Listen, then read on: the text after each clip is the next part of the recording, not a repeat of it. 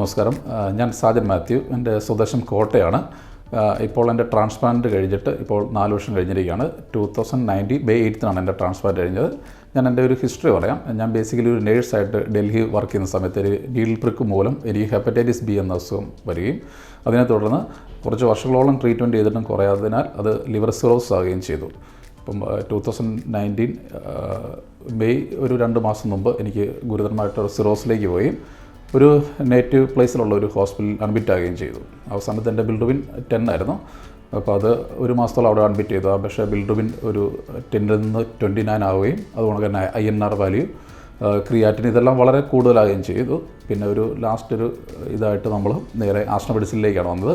Reference through ഇവിടെ വന്ന് receive ചെയ്യാനായിട്ട് ഡോക്ടർ നൗഷീദ് സാറായിരുന്നു. അദ്ദേഹം ഇപ്പം മാസ്റ്റർ മിംസിലാണുള്ളത്.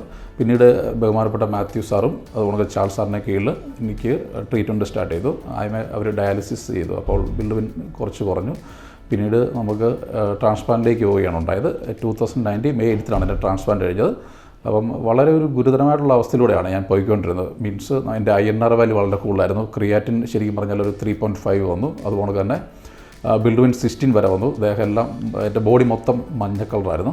പക്ഷേ ഒരു എന്തോ ഒരു ദൈവത്തിൻ്റെ അനുഗ്രഹം കൊണ്ടും പിന്നെ ഡോക്ടർമാരുടെ കഴിവ് കൊണ്ടും എൻ്റെ ഈ ആസ്ട്രോ മെഡിസിനിലെ ഒരു ഫുൾ സപ്പോർട്ട് കൊണ്ടും എൻ്റെ ട്രാൻസ്പ്ലാന്റ് 2019 കഴിഞ്ഞത്. ഇപ്പോൾ ഒരു കുഴപ്പമില്ല. ഇപ്പോൾ 4 വർഷമായി ട്രാൻസ്പ്ലാന്റ് കഴിഞ്ഞിട്ട്. ഇപ്പോൾ എനിക്കൊരു 4 മാസം മുമ്പ് ഒരു കുഞ്ഞ് ജനിച്ചു, സ്റ്റീവ് സാജൻ മാത്യു.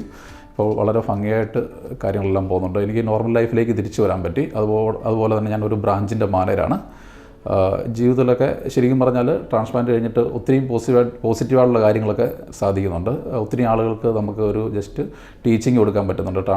ട്രാൻസ്പ്ലാന്റിലേക്ക് പോകാനായിട്ട് ഫിയർ ഫാക്ടർ ഉള്ള ആൾക്കാർക്ക് നമ്മളൊരു കൗൺസിലിംഗ് കൊടുക്കുന്നുണ്ട്. അപ്പം എല്ലാവർക്കും നന്ദി.